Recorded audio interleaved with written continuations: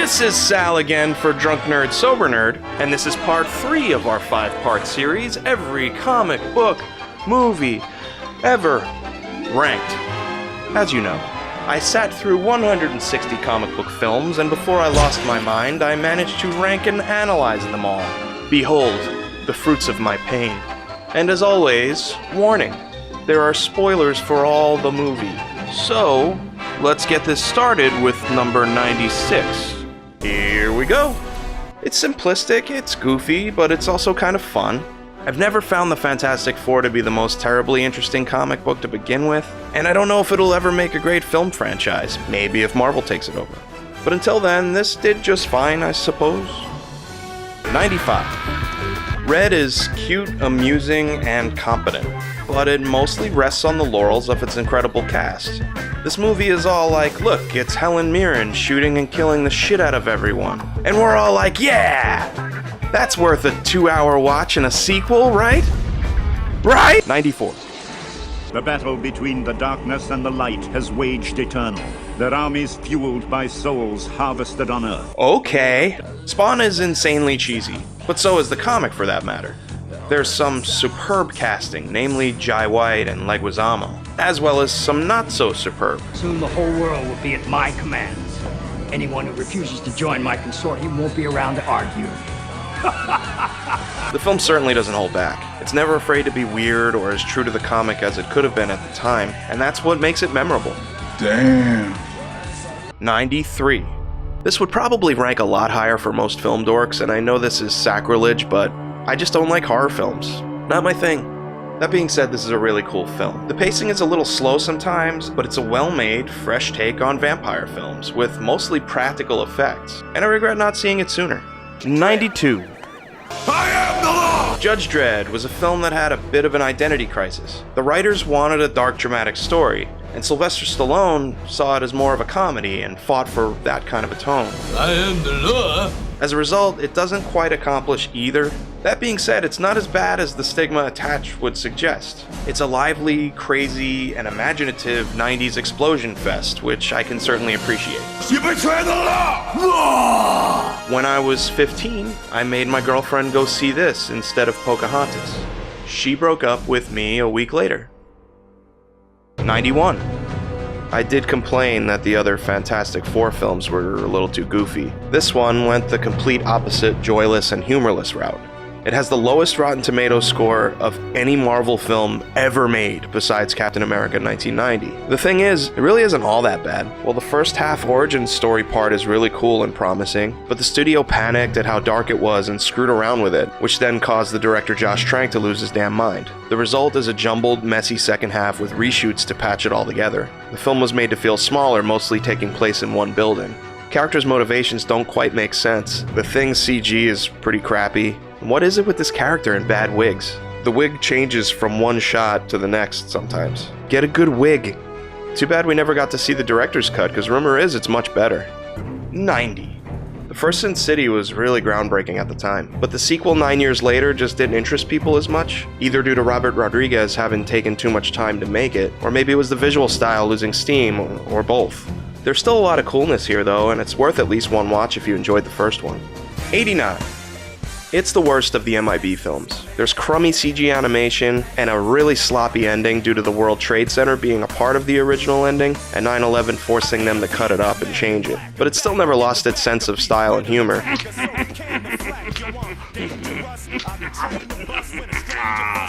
The Men in Black series, even at its worst, is highly enjoyable. 88.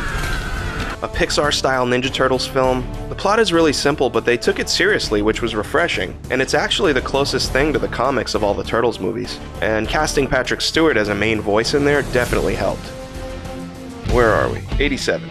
Great on-screen chemistry can go a long way, and it can carry an otherwise basic movie. Denzel Washington and Mark Wahlberg are great in this, and it's refreshing to see a simple heist movie on this list, where the stakes are simply about $43 million and not the end of the world. Where there are no good guys, there are no bad guys, just the charismatic gray area guys versus the douchey gray area guys. 86. In 2005, David Goyer said, "Batman vs. Superman is where you go when you admit to yourself that you've exhausted all possibilities." 10 years later, he wrote Batman lowercase v, no period, Superman, Dawn of Justice. So how could this movie possibly be bad? It should be a comic fan's wet dream. Well, because Warner Brothers kinda makes decisions solely to counteract the success of the competition. There's too many problems with this movie to name, but here, I'll list a few. All that aside, I think Henry Cavill and Ben Affleck were great. They were just stuck with shitty filmmakers. 85.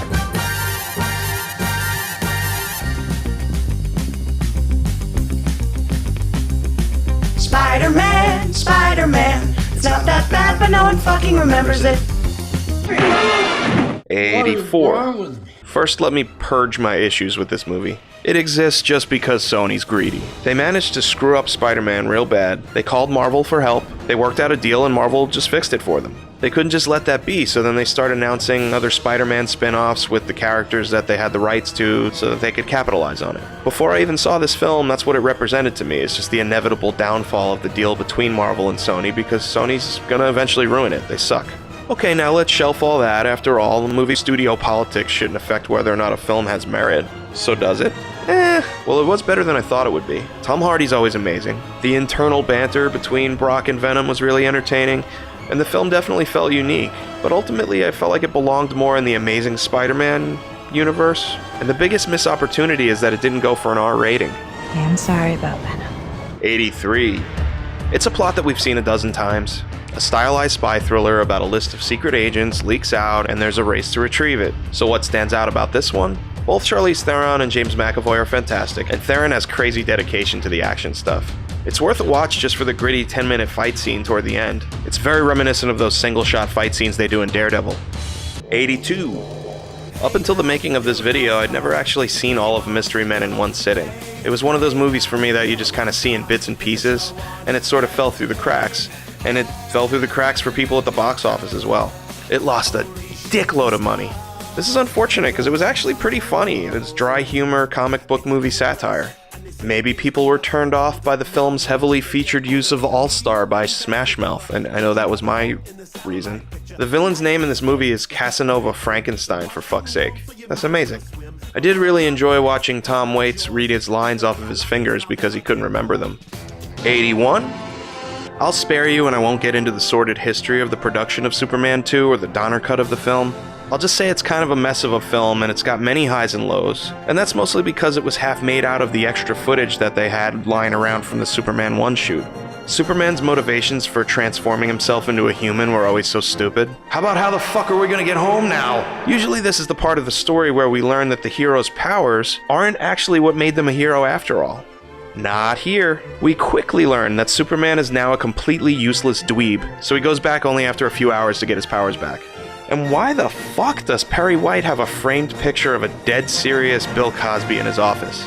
And what is up with this plastic S Frisbee garbage bag situation? But the movie scores most of its points on nostalgia, and of course Christopher Reeve, Gene Hackman, and Terrence Stamp is fucking Zod. There's one man here on Earth who will never kneel before you.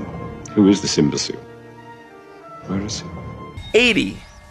I guess we're just spoiled by the seamlessness of the MCU and how they can almost perfectly tie 20 plus films together. I keep noticing all the continuity errors just between this and Batman v Superman. We might not have thought this through. But without nitpicking it too much, it's more fun and better than that film. The Flash is pretty great. They saved a family. I mean, they made a point to show that specific family a whole bunch of times. It's like someone realized that they don't actually save any people in the movie, so in reshoots they got the one family and they just cut them in there.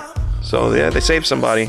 Overall though, it just lacks a soul due to more committee market research filmmaking from Warner Brothers. Way too much CG, and by far the most generic villain ever. 79. Valerian felt fresh, inventive, and not great. Visually stunning though. The Valerian comic is what inspired Luc Besson to make The Fifth Element, and then he got to make Valerian years later, and it's just not as good as The Fifth Element. The opening sequence is pretty awesome though, and don't get me wrong, there's a lot of excellent film here. I really wish it performed better than I did. Besson's style is notably unique, and I really hope this isn't the last of seeing what he can do with a big budget. 78. This was always a great Batman Joker story, and it was destined to have an animated version. It was inevitable. So much so that it even got Mark Hamill back as the Joker after he had expressed that he was done playing the character. But as is the case all too often, the book was better. This feature is really well done, but it misses some of the nuances and symbolism of the book, especially in its ending, which for me was its main intrigue. The implications of that ending and its build-up sort of translated as flat in the film. 77. Fascinating concept, well-made film, a little predictable but very entertaining. The script does a remarkable job of making this sci-fi premise believable, as do the performances. I actually cared about the main characters. Well, up until the dopey ending. Yeah, fuck that ending. I originally thought that it would be funny for this video to count the insane amount of Dutch angles that were in the movie, but I seriously lost count after 15 minutes. 76. As a comic book adaptation, I guess it kinda disappoints, since it changed pretty much everything from the source material. Goyer! But it's a lot of fun, and it's underrated. Some of the effects are dated, but this is an exciting, effective film with a fantastic cast, especially the short but incredible scene with Peter Stormare. 75. Holy shit, I love Men in Black 3. People forget about this one. Even though it had been 10 years since the last one, it still keeps the same vibe and heart that it had before. Sure, the script takes a few shortcuts, but it's fun, I didn't mind. Josh Brolin does the most amazing Tommy Lee Jones impression. We'll take it from here. And he holds it while being funny and heartfelt throughout the film. Jermaine Clement is hilarious. And Will Smith is great, he's the heart of the series as always. A little bit, yeah. And Luke Cage was good too. 74. When fans who grew up in the 80s and 90s complain about a movie Batman not being right, the animated series Batman is what they secretly want it to be, whether they know it or not. It may technically just be a long episode of the show, but it's a beautifully written, solid Batman story with depth and real emotion. 73. I don't care what anyone says. I love Timecop so much I could make sweet love to it. Looks like safe sex to me. It's legit crazy time travel action movie, and the silly Van Damme-isms feel jammed in as an afterthought. Read it. I didn't really notice as a kid how out of place and funny his lines were. I'm never funny. And the movie's kind of full of plot holes, but I do not give a shit. And it's crazy that a movie about the future got eerily familiar when addressing politics. The white supremacist party has qualified for matching funds. And there is a poll that shows you gaining with the pro-life, pro-death penalty coalition and with the Close Our Border America for Americans anti-immigration faction. We need someone in the White House who's so rich, doesn't have to listen to anybody. Top 10% will get richer, the other 90% can emigrate to Mexico. And this guy is stabbing the shit out of Van Damme's knife. And I learned that when you throw one Ron Silver into another Ron Silver, it makes a shiny CG Ron Blob. 72. Blade was awesome when it came out. Now when you watch it, it kind of shows its age with its silly effects, techno music, and one-liners. Goyer! But it's still a solid action movie full of weird Wesley Snipe-isms. Some motherfuckers are always trying to ice skate uphill. What? Dude throws a 10-year-old girl through a hot dog stand like she's a sack of shit.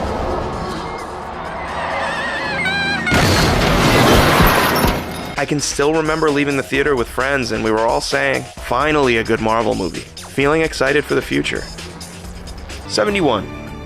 This movie's considered a flop, but I really liked Cowboys and Aliens. It's a breath of fresh air for both science fiction and the Western by mashing up the genres. It pulls off some heavier themes under the hood, but it's still just fun and interesting on the surface. Plus Daniel Craig, Harrison Ford, Olivia Wilde, Sam Rockwell, Paul Dano, and Clancy Brown? Hell yes. And it was especially cool to see Ford as a seemingly bad guy character for once, which he should really do more of since he can be kind of a dick in real life. You bet your ass I have. 70. In retrospect, this was a pretty good Superman film. Some complained it was too reminiscent of the Donner films at the time, and it certainly was that. It was meant to be a continuation of them, but it also felt really fresh in a lot of ways. Quentin Tarantino counts it among his favorite films of all time and has even written an unfinished review of it, currently at 20 pages long. Kevin Spacey's awesome, and Brandon Routh pulls off a tall order. And while Kate Bosworth was very good in the part, I think she was miscast. Wrong! Maybe I'm being unfair, but I always thought Rachel McAdams would have made the perfect Lois Lane. 69. This movie may seem a little tame by today's standards. Well, not all of it. At this point, filmmakers were really trying to make it so comic book movies would be taken seriously. And this was really getting there. This was the black leather period before it became okay to get more colorful. But audiences knew right from the first scene in a Nazi concentration camp that this was going to be a new kind of superhero film. It didn't simply fill the screen with a great cast and cool stuff, it also nailed the characters and themes that made X-Men engaging in the first place. Prejudice, fear, discrimination, and idealism. Donner's Superman, Burton's Batman, and then Singer's X-Men were huge milestones to get us where we are today. 68. 300 shouldn't even be looked at as a film in the traditional sense. Instead, think of it as a shot-for-shot translation of the graphic novel. And if you look at it with that in mind, you can simply enjoy it for what it is. No one can complain that 300 wasn't enough like the graphic novel. In this case, the over-stylized, filtered blue screen look and exaggerated storytelling is exactly what it was supposed to be, which amounted to a bold, memorable experience in IMAX at the time. The cast was awesome and they all embraced the hell out of their roles, which made it more believable. I mean, everyone, even the politicians like McNulty were jacked as fuck. 67. Okay, first the bad. A largely bloated storyline that unfortunately requires familiar knowledge of the other X-Men films to get certain plot points. But if you have that familiar knowledge, you can't help but noticing the series' inconsistencies reaching critical mass. Characters' motivations don't make sense. What does Apocalypse want? To cleanse the Earth? And then what? The evil blue guy says join me to these guys, and they just say okay. And an awesomely badass scene with Wolverine as Weapon X gets neutered when it ends with an awkward shot of him running into the woods in his long johns like a goofy dickhead. The good. Magneto's family backstory stuff was so beautifully done. That Quicksilver scene was excellent, but the character didn't have the same magic and joy he had in the film before it. They missed the mark a little bit with him in the script. Storm was perfect. I would have liked to have seen more of her. And they're finally starting to let go of that black leather era. Give us comic book inspired costumes. 66. Wanted isn't really much like the comic at all. It feels like they were going for more of a Fight Club with guns vibe. But it's a really fun action movie if you just shut up and shut your brain off and eat some popcorn. The film does enough fresh things in the action to keep you entertained. It's got a great cast, but unfortunately it feels like some of them are just kind of playing themselves. James McAvoy though, brilliant as always. And 65. Alright, the first Marvel Cinematic Universe film on the list. It might be the worst MCU film, but that doesn't mean it's bad. In fact, it's pretty great up until the end where there's just a CG monster punch fest. The Hulk CG animation still wasn't quite there, but it was an improvement. This is also one of the rare early MCU films that was colorful, and not that washed out gray thing they do for realism. It's not as heavy thematically as the 2003 Hulk, but it's just fun and much more of a solid film. However, this is a prime example of Marvel's main problem with the early MCU. Weak villains. Not a fault of the actors in these cases, most of them were great, it's just more of a script issue. On paper, Marvel seems to put less emphasis on a fleshed out villain and often goes with the evil opposite version of the hero thing. That's it for part 3. Hey, we're more than halfway done. This is just like climbing Mount Everest, but for lazy, sweaty garbage people. Join us next time for part 4, where the films are actually getting kinda awesome now. Oh, and if you like this series, please click like and subscribe. Bye! Well, at least we can all agree the third one's always the worst.